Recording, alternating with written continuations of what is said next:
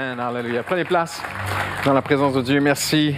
Merci Médéric. Merci à tous les bénévoles, tous les équipiers qui donnent du temps pour venir à préparer cette réunion de mi-semaine. Tourne avec moi sans plus tarder dans la Genèse, le premier livre de la Bible. La Genèse.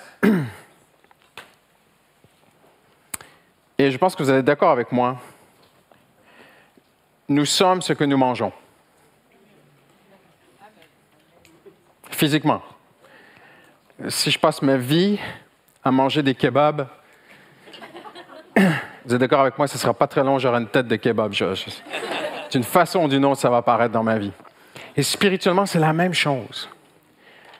Spirituellement, la nourriture spirituelle, qu'est-ce qu'elle produit en toi? Vous savez, il y a quelques mois, j'étais touché par une sœur. Je suis arrivé, je visitais un campus, un de nos campus. Je ne vais pas dire c'est où, parce que c'est quand même la vie personnelle. Et dans la louange, un des responsables est venu me chercher, m'a dit « Pasteur Christian, il faut que tu viennes dehors. Il y a une dame, elle veut vraiment, vraiment te voir et tout ça. » Puis je sors. Et il y a une dame qui m'attend avec son fils. Elle me dit « Pasteur, parle à mon fils. » Et là, je dis « C'est pas trop comme ça qu'il faut faire. » Et on est allé se poser dans un petit coin tranquille. Et elle me dit comme ça, elle me dit « Ça ne fait que quelques mois que je viens à EPM. » Elle dit « Les enseignements ont changé ma vie. Ma vie change. Et là, je veux que mon fils change. » Alors, vous comprenez, j'ai libéré les jeunes, hein, le pauvre. Il n'avait pas trop envie d'être à l'église ce dimanche matin-là. Je lui ai dit aux jeunes qu'ils pouvaient rentrer chez lui, qu'on n'était pas obligé de venir à l'église comme ça. Mais ça m'a touché de voir ce témoignage. En fait, ce que tu manges va te changer, en fait. Ils connaîtront la vérité les rendra. Et nous sommes sur ce 7e message si important, cette parole si importante, où Jésus a tout dit à la croix. Il a dit un seul mot, il a dit « Tétélestai », payé dans sa totalité. Et j'aimerais t'encourager ce soir. Mon plus cher désir, ma prière, et vraiment, ça a été vraiment ma prière aujourd'hui pour toi, que cette parole que nous allons voir ensemble, explorer ensemble, puisse profondément t'énergiser, te fonder, te solidifier, t'encourager à croire, à ne plus jamais voir Dieu comme quelqu'un à convaincre de t'aider, ne plus jamais voir Dieu comme s'il fallait que tu le convainques de t'aider, mais de voir Dieu comme lui essayant de te convaincre de lui faire confiance. Et parce que le Seigneur sait, je ne peux pas refaire toute la série, mais nous avons vu ensemble que nous arrivons au cœur de cette série et le centre de la nouvelle alliance, c'est la foi. L'ancienne alliance dit « obéis », Exode 18, Jésus dit « crois », si tu crois.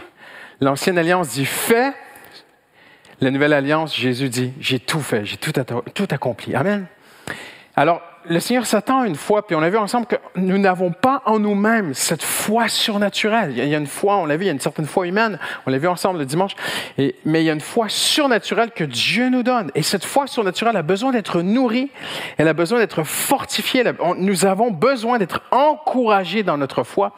Et parce que Dieu brûle, il n'y a pas de limite au mot que je suis en train de dire ce soir. La Bible dit que notre Dieu est un feu consumant. Dieu est consumé d'un immense, un infini désir. Oublie le soleil. Le soleil, c'est peanuts à côté de Dieu. À quel point Dieu brûle intérieurement de t'aider à lui faire confiance. Dieu brûle de t'aider, de faire grandir ta foi afin que ta foi devienne solide, que tu puisses lui faire confiance et qu'ainsi tu lui ouvres ton cœur, que tu sois libéré, hallelujah, de toutes sortes de mérites personnels pour que Dieu t'aide et que tu entres pleinement dans tout ce que Jésus a accompli à la croix. Alors, pour cela, le Seigneur a déjà placé dans sa parole, depuis la Genèse, dans tout l'Ancien Testament, le Seigneur a mis des images, de puissantes images. Le Seigneur a fait des scénarios, il a des mises en scène surnaturelles, grandioses, spectaculaires, d'une ampleur parfois nationale. Parfois, le Seigneur a renversé, a bougé tout un pays, même un empire, pour que tu aies cette image encore plus claire de qui est Jésus pour toi. Et l'une de ces images est tirée de la vie de Joseph. Joseph est un archétype du Seigneur Jésus-Christ. Pensez-y un instant. Il est le fils préféré de son père. Jésus est le Fils unique de Dieu. Il est le bien-aimé de Dieu. Le ciel s'est ouvert. Voici mon Fils bien-aimé. Jésus, à travers tous les Juifs qu'il y avait en Israël, Jésus était unique comme Joseph était unique parmi ses frères. Joseph est vendu par ses frères. Joseph, il passe pour mort. Il a un habit spécial. Il n'a pas le même vêtement comme Jésus. Aux yeux du Père, le Seigneur Jésus avait ce vêtement de sainteté, de perfection. C'est extraordinaire, tous les parallèles qu'il y a. Tout ce que Dieu a concocté, à quel point Dieu a influencé la vie. Il a vraiment influé dans la vie de Jacob et de toute sa famille pour faire de Joseph un archétype, un modèle de Jésus-Christ pour que tu puisses mieux comprendre ce soir qui est Jésus pour toi. Et vraiment lui accorder toute ta confiance. Alors, Joseph est vendu par ses frères, livré en Égypte, et il va passer une partie de sa vie dans cette sorte d'anonymat, de silence, et même, il termine dans un donjon, comme s'il était mort, Jésus-Christ qui est mort à la croix. Du jour au lendemain, il passe d'un homme qui était sous terre, dans un donjon, parce que nous savons qu'en général, les prisons, les donjons étaient sous les responsables. On le voit même dans les Actes des Apôtres. Le joaillier, quand il y a un tremblement de terre, Paul dit ne mets pas fin à ta vie parce que les portes de la prison sont en train de s'ouvrir et c'était sur sa propre vie. Cet homme devait garantir ses prisonniers à l'Empire romain. Et c'était pareil en Égypte. Et beaucoup croient que Joseph était en prison sous la maison de chez Potiphar, comme Jésus fut sous terre. Vous me suivez? Et du jour au lendemain, Joseph se retrouve à la cour de Pharaon. Il va devenir en un instant, en quelques minutes, en quelques heures, il va passer d'un homme qui était sous terre à l'homme le plus puissant du plus puissant empire de l'époque. Pourquoi est-ce que Dieu a fait cela? C'est Dieu qui a poussé ces événements. Dieu a influencé. Dieu est souverain, mes amis. Il fait ce qu'il veut. Il prend n'importe qui ici demain, il fait de toi le président de la République s'il veut, il n'y a pas de problème. Hein? Le Seigneur, il fait ce qu'il veut quand il veut. Hein? N'oublions pas. Hein? Et le Seigneur fait de Joseph cet homme le plus puissant de tout l'Empire, afin que Joseph soit cette image pour nous, que je puisse, moi et toi, que nous puissions comprendre ensemble à quel point nous avons tout en Jésus-Christ. Et regardez cette comparaison extraordinaire. Jalousé par ses frères, et il devient numéro 2 d'Égypte. Et au chapitre 41, le Pharaon dit ceci, il dit « Je t'établis sur ma maison ». Hébreu dit que Dieu a établi sur sa maison Jésus, sur la maison de Dieu. Tout mon peuple s'ordonnera à ton commandement. Vois, je t'ai établi sur tout le pays d'Égypte. Ils crièrent devant lui, agenouillez-vous. Les gens s'agenouillaient, se prosternaient devant Joseph, comme nous sommes appelés à nous prosterner devant Jésus. Il l'établit ainsi sur tout le pays d'Égypte. Sans ton consentement, dit le Pharaon, personne ne lèvera la main ni le pied dans tout le pays d'Égypte. C'est incroyable l'autorité qu'il lui donne. Il lui donne toute autorité sur l'Égypte, comme Dieu a donné toute autorité à Jésus. Dieu, en effet, a tout mis sous ses pieds, parlant de Jésus, mais lorsque Dieu dit que tout lui a été soumis, il est évident que c'était à l'exception de celui qui a soumis toutes choses. Impressionnant, parce que Pharaon va dire mot pour mot la même chose à Joseph. Je mets tout sous tes pieds, sauf moi. Quelle image de Dieu et de son Fils. Jésus dit, toute autorité m'a été donnée dans les cieux et sur la terre. C'est extraordinaire. Et regardez ce soir, j'aimerais juste vous encourager dans cette nouvelle alliance. Ta foi. Pharaon va changer son nom. Il va lui donner le nom, dans la langue de l'époque, qui signifie ceci. Je te donne un nouveau nom. Pharaon lui donna le nom de trésor du glorieux repos. Mais n'est-ce pas incroyable? N'est-ce pas prophétique?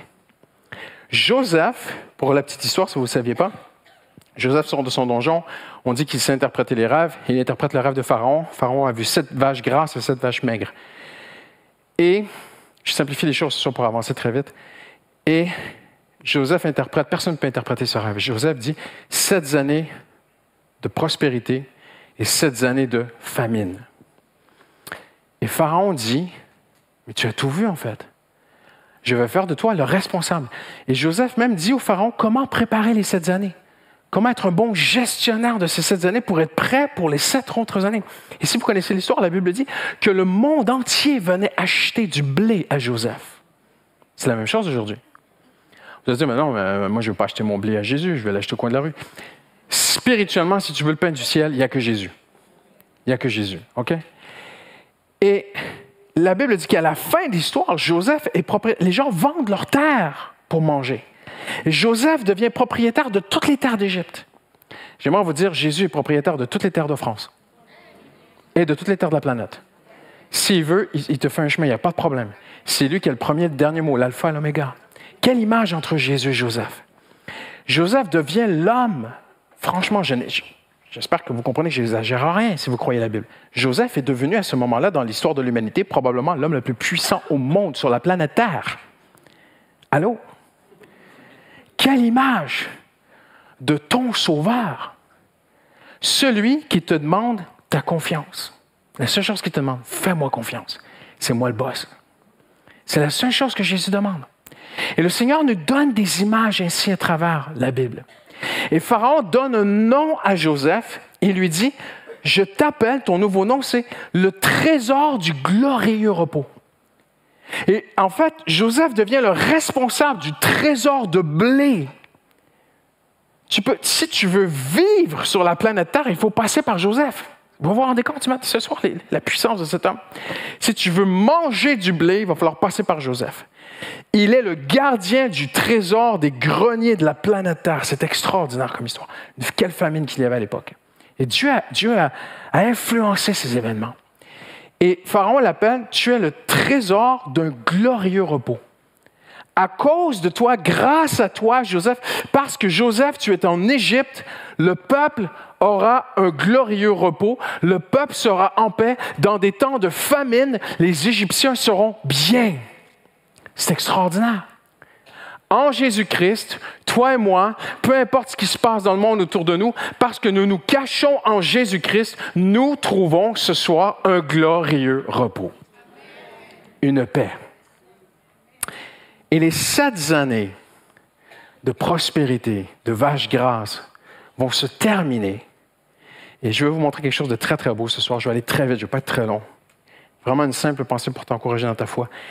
Les 7 années vont se terminer.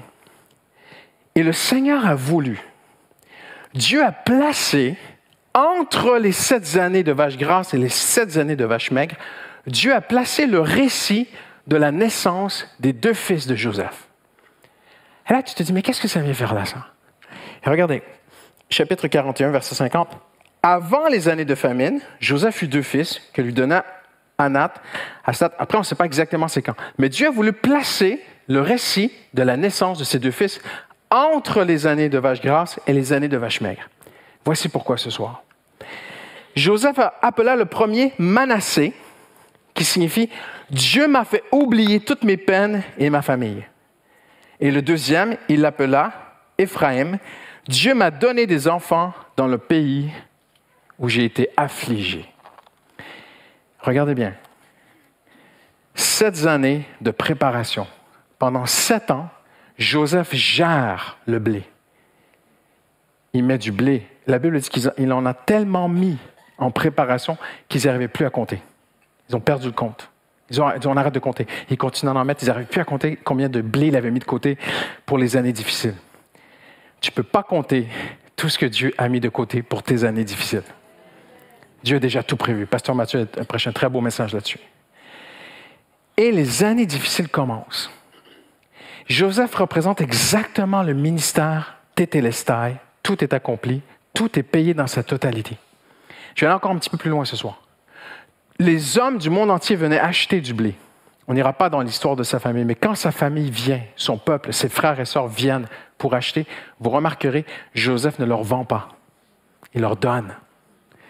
Toi, ce que le monde essaie d'acheter n'arrive pas à trouver, toi, tu l'as gratuitement en Jésus-Christ. Ce que les gens, à travers leur religion, ils essaient de mériter de Dieu. Même parfois dans le monde évangélique, on essaie tellement de mériter de Dieu. Lorsque tu apprends, tu découvres le repos qu'il y a en Jésus-Christ, tu ne viens plus à Dieu pour essayer de le convaincre de t'aider, tu viens parce qu'il a besoin de te convaincre de lui faire confiance. Et entre ces 2 histoires, entre la préparation de Joseph et la distribution de Joseph, la naissance de 2 fils. Pour toi et moi ce soir. Pour t'encourager encore plus à faire confiance à Dieu. Le premier s'appelle Manassé. Dieu m'a fait oublier mon dur labeur. Et le mot ici, labeur, c'est amal. C'est un mot extrêmement négatif. C'est un mot qui signifie un labeur, une corvée, signifie travailler pour rien. Travailler sans salaire. Saviez-vous, pendant des années, Joseph était esclave. Ça veut dire qu'il travaillait, il n'avait pas de salaire. La seule chose qu'on lui donnait, c'est une bouchée de pain et un lit. Et le lendemain matin, il travaillait pour quelqu'un d'autre, il n'avait pas de salaire, il était un esclave. Il travaillait comme un esclave, sans salaire. Le mot hébreu amal est récupéré par Jésus-Christ. Lui-même, dans Ésaïe 53, il est écrit... Attendez, on va regarder ensemble. Tourne avec moi rapidement. Rapidement, Ésaïe 53. Ésaïe 53, versets 5, 7, 10, 11, 12. Suivez-moi bien. Sur lui est tombé le châtiment qui nous donne la paix. Il a été oppressé et affligé. Il a été emporté par l'oppression. Et Dieu dit de lui, le prophète dit, « Tu feras de son âme une offrande pour nos péchés. De l'agonie de son âme, il verra et sera satisfait. » Regardez-moi bien ici un instant ce soir. Joseph dit, « Tu m'as fait oublier le Amal, les années où j'ai travaillé pour rien, et tu m'as rendu prospère. » Jésus, le Seigneur reprend ce texte et se l'attribue à la croix. Ça dit de l'angoisse, de l'anxiété, du Amal de son âme. Voyez-vous, on parle souvent des souffrances physiques de Christ à la croix, et bien sûr qu'elles sont importantes, mais on parle peu de ses souffrances intérieures. À 3 reprises dans Ésaïe 53, il est parlé des douleurs de l'âme que Jésus a vécues. L'agonie, pas juste de son corps, mais l'agonie de son âme. Et c'est le mot amal. Et en fait, ce qui est extraordinaire, c'est que Joseph prophétise ce que nous avons en Jésus. Dieu m'a fait oublier le amal. Dieu m'a fait oublier le travail sans salaire. C'est un mot qui est attribué au travail d'un esclave qui est payé à rien faire. Et ça représente tellement ce que nous avons en Jésus ce soir. Je saute mes notes parce que je vois leur passer. Vous avez beaucoup prié. Vous priez vraiment trop les mardis soirs. C'est vraiment dommage. Non, je rigole. C'est super comment vous priez. C'est un terme qui est utilisé pour un travail qui est lourd, un travail qui est misérable. C'est le terme que Moïse utilise pour parler. L'Éternel a vu l'oppression que nous subissions, notre amal, notre misère, notre peine quand nous étions en Égypte. À la croix, Jésus a porté notre amal. Mais c'est encore plus fort. C'est un terme qui est utilisé pour parler dans l'Ancien Testament, dans certains textes très précis, le amal du péché. Tes péchés, ton péché, tes chutes morales, tes rechutes, tes combats avec le péché, tes luttes avec le péché, l'Ancien Testament parle de cela comme du amal. Ça fait un travail de destruction. Tu te fais plaisir peut-être pendant un moment, mais après ça te détruit. Amal, ça te détruit à l'intérieur. À 17 reprises, le terme amal est utilisé dans le Cantique des Cantiques, je dis n'importe quoi, dans l'Ecclésiaste, pour parler que les gens, et Salomon regarde dans l'Ecclésiaste, il regarde les gens vivre. Et il dit, mais c'est du amal, c'est vain, ça ne sert à rien. Les hommes, ils se lèvent le matin, ils travaillent comme des esclaves, et pour une bouchée de pain, ils tombent dans leur lit le soir, mais c'est pas possible, c'est ça la vie. Et c'est ça l'essence même, le grand message d'Ecclésiaste. C'est le amal. Les hommes vivent sur terre, pourquoi? Essayer d'avoir un petit peu de plaisir, mais finalement que ça tourne en vain. Je continue. Et Jésus, dans Ésaïe 53, il est écrit, Jésus verra de l'agonie de son âme, le amal de son âme, il verra et sera satisfait. Suivez-moi bien ce soir. À la résurrection, et même dans le ciel, le Seigneur Jésus, son plus cher désir, c'est de regarder dans ta vie et de voir que tu n'as plus de amal. Le mot est utilisé pour parler aussi d'être troublé psychologiquement, d'avoir l'esprit troublé, de cogiter sur des problèmes et que ça tourne à rien, ça ne sert à rien, ça finit vide, néant, rien, destructeur. Tu cogites et finalement ça tourne à rien. Et il est écrit que Jésus aura une joie. C'était prophétisé dans Ésaïe 53 que Jésus aurait une joie en te regardant et en disant, j'ai porté ton mal à la croix et je te regarde et tu as foi. Hallelujah. Alors il n'y a plus de mal dans ta vie. C'est très, très important ce que je suis en train de dire. Comment vas-tu te libérer de tous tes soucis, de ces combats, de ce qui est vain, de tes luttes, tes rechutes avec le péché, ou de tout ce qui pourrait être à mal dans ta vie? Dans la Nouvelle Alliance, il y a une seule chose. C'est extraordinaire. C'est la simplicité de la foi. De croire, Seigneur, je refuse de m'inquiéter pour cela, tu l'as porté à la croix. Parce que c'est écrit, de son amal, du amal de son âme, de l'inquiétude, Jésus a porté le travail vain à la croix. Jésus a porté le travail destructeur. Jésus a porté les angoisses. Jésus a porté, même ça dit, de l'agonie de son âme, des angoisses de son âme. Jésus a porté toute forme d'inquiétude. Jésus a porté toute forme de pensée négative. Et pourquoi je mets l'emphase sur ceci ce soir? Pour que tu puisses comprendre à quel point il est précieux pour Dieu. Non, de nous rendre riches ou célèbres ou remplis de choses, de biens matériels. La chose la plus importante, et j'ai rien contre le fait que Dieu veut te bénir matériellement, je ne rentre pas là-dedans ce soir. Mais on oublie le plus important, c'est que tu sois bien dedans. Tel esprit en paix. Et c'est tellement important pour Dieu que tous ses enfants aient l'esprit en paix. Qu'il veut que tu comprennes ceci ce soir.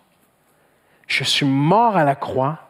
J'exige, je veux t'amener, je veux te conduire dans une vie où de plus en plus, tu auras l'esprit en paix.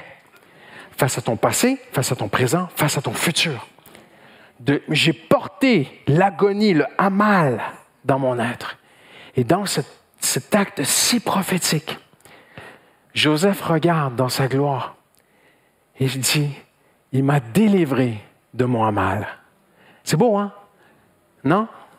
Vous n'avez pas l'air convaincu, moi je trouve ça extraordinaire. Je continue ce soir, très très rapidement, on fait ça en sprint. La deuxième chose, le deuxième nom qu'il donne. Dieu m'a rendu fécond dans la terre de mon affliction. Joseph dit, le deuxième nom, Ephraim, Dieu m'a rendu fécond dans la terre de mon affliction. Je vais aller directement au but. C'est une autre prophétie de ce que nous avons en Jésus-Christ. Une autre promesse de la Nouvelle Alliance, à saisir juste par la foi. Je vais vous dire, c'est beaucoup plus dur rien faire confiance à Dieu que prendre les choses en main.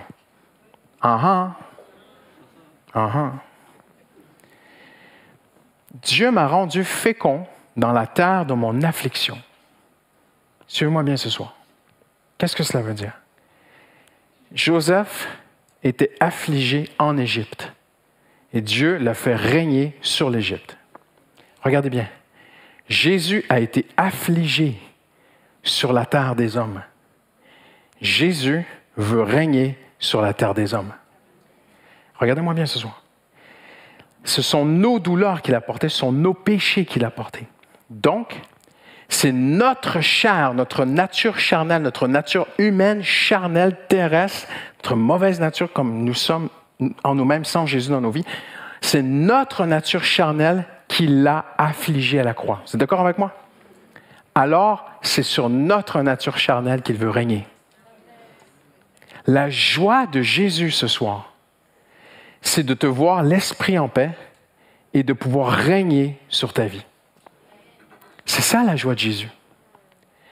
Comme Joseph a régné sur l'Égypte, la même terre où il avait été affligé, et dit, Dieu m'a donné de porter du fruit sur la terre où j'ai été affligé. C'est extraordinaire. C'est une prophétie de Jésus, où Jésus est glorifié quand il porte du fruit dans ma vie, dans ta vie, nous qui sommes responsables de l'avoir mis à la croix. Vous êtes d'accord avec moi ce soir? Et c'est une des plus belles promesses. La seule chose que Dieu nous demande ce soir, c'est de saisir par la foi que l'Ancienne Alliance avait cette exigence, il faut que tu obéisses pour avoir les promesses de Dieu. Et Jésus dit, on se le répète, si tu crois, tu verras la gloire de Dieu. À travers sa vie, regardez, pendant que Jésus accomplit la Nouvelle Alliance dans les Évangiles, simultanément, pendant qu'il accomplit la Nouvelle Alliance, simultanément, il enseigne enseigne la nouvelle alliance. Il faut que sa vie soit parfaite pour accomplir l'ancienne alliance. Et chaque jour, Jésus marche sur terre sans péché. Pas une fois dans ses pensées. Mais en même temps, il commence à enseigner qu'est-ce que la nouvelle alliance. Et Jésus, si tu crois, il dit, si tu crois, tu verras la gloire de Dieu. Ne t'ai-je pas dit si tu crois? Tout est possible à celui qui croit. Jésus dit, qu'il te soit fait selon ta foi. Et Dieu sait, écoutez-moi bien ce soir, c'est très, très, très pratique. Dieu sait que nous sommes des êtres pragmatiques, cartésiens. Parenthèse, René Descartes croyait en Dieu.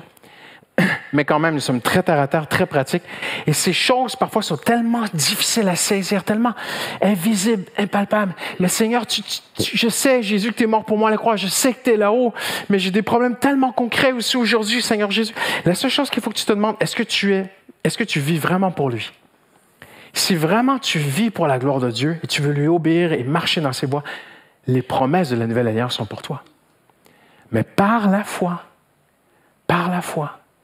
Mais il faut changer notre façon de vivre, notre façon de penser. Je reviens sur des choses que j'ai dites. Souvenez-vous de la prédication de Jean-Baptiste. Repentez-vous, qui veut dire penser différemment.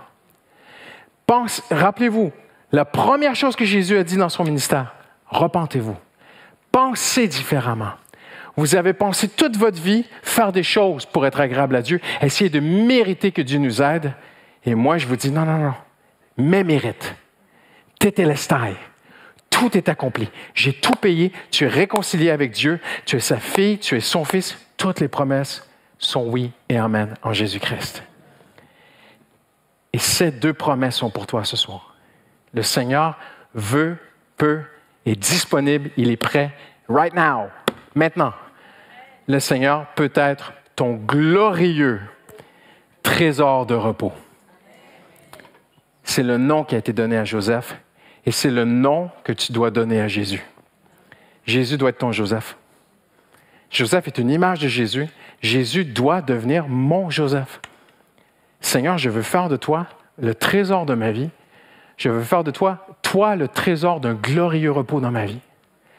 Je ne veux plus être une femme qui est toujours en train de s'inquiéter, de cogiter, je ne veux plus ce amal, je ne veux plus cogiter que ça tourne à rien, je ne veux plus travailler, que ça soit toujours perdu. Seigneur, tu as porté le amal à la croix. Et Joseph a dit que tu l'as libéré de son amal, moi aussi je vais te libérer de mon amal. Joseph a dit que tu lui as fait porter du fruit dans la terre, hallelujah, où il a souffert. Seigneur, je veux que tu portes du fruit dans ma terre. Dans ma vie. Vous êtes avec moi ce soir? C'est tellement important la foi. Je vais terminer avec un témoignage que j'ai déjà raconté, mais dans la prière, je sentais que je devais le raconter pour quelqu'un ce soir, à nouveau. Vous la connaissez cette histoire. J'étais tout jeune pasteur, je pense que j'avais 24 ans.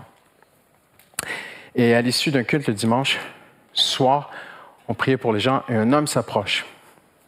Veste de cuir, gros barbu, un peu bourreux comme ça. Et il priait pas, les gens priaient, tout ça, il priait, personne ne voulait prier pour lui. Puis il était comme ça, tu vois, il regarde. Et je ne voulais pas prier pour lui.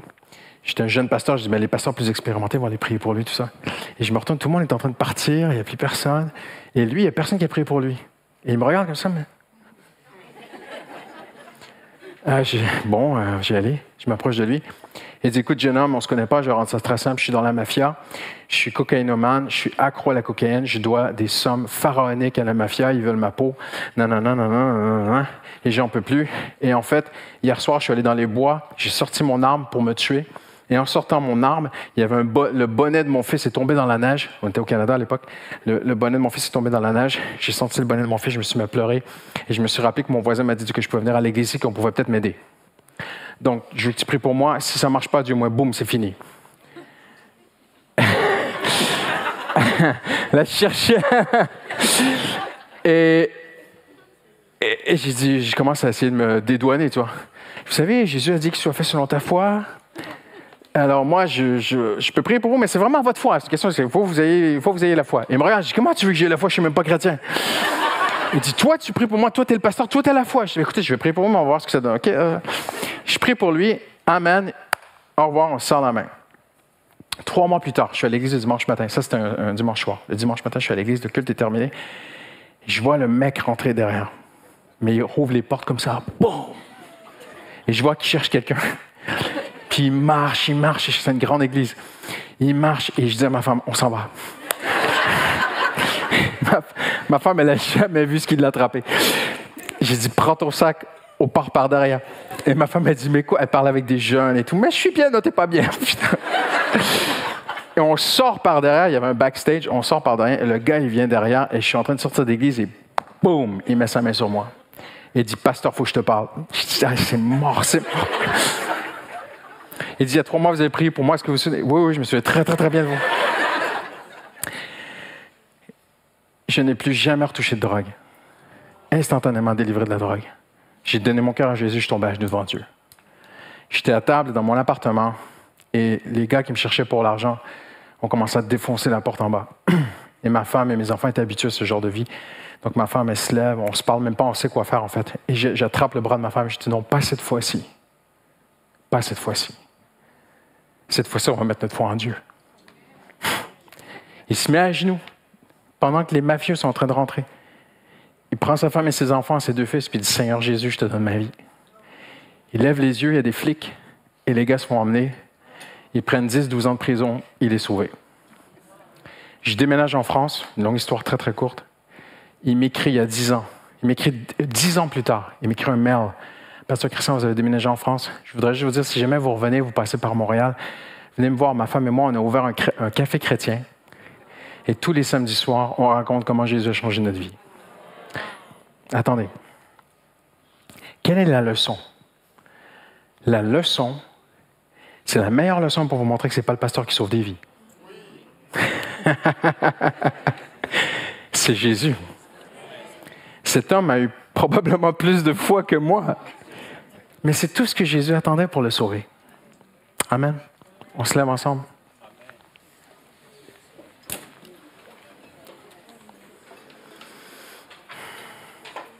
Alléluia. Est-ce qu'on peut juste tourner nos cœurs ensemble vers le Seigneur Jésus en terminant? J'aimerais te dire ceci. Je ne connais pas le amal qu'il y a dans ton esprit. Je ne connais pas les troubles qu'il y a dans ton âme. Je ne connais pas le travail, les efforts que tu fais qui ne tournent à rien. Mais Jésus l'a porté à la croix. Et il veut maintenant porter du fruit dans ta vie. Alléluia. Jésus a porté ton amal à la croix. Il veut maintenant porter du fruit dans ta vie. La seule chose qu'il te demande, c'est de lui faire confiance ce soir. Alors, avant de se séparer, j'aimerais juste qu'on puisse terminer une dernière fois en prière. Donne-lui tes troubles ce soir. Alléluia.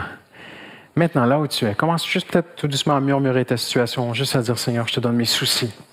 Je te donne mes inquiétudes, Seigneur. Je te donne, Seigneur, mes troubles, Seigneur.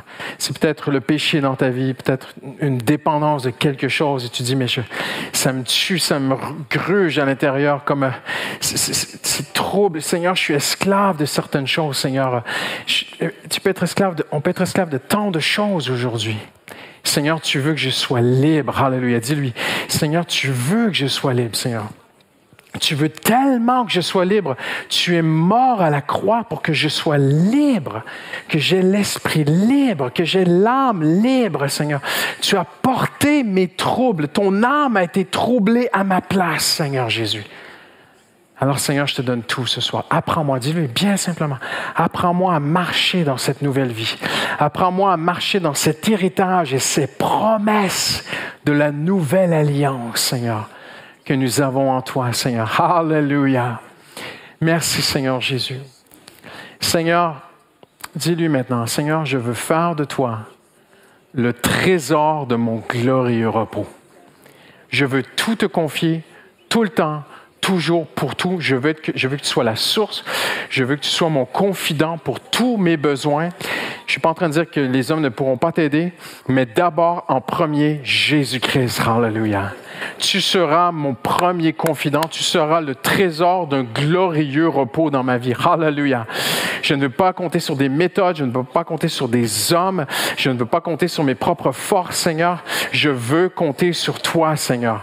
pour mon avenir, pour demain. Tu t'inquiètes de ton avenir, tu t'inquiètes des décisions qui sont devant toi.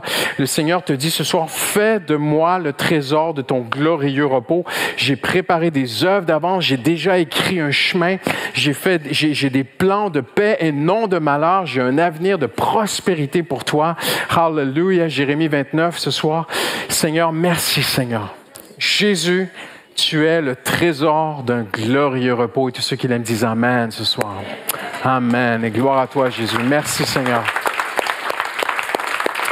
Alléluia. N'est-ce pas la meilleure adresse de Paris? Amen. Que Dieu vous bénisse.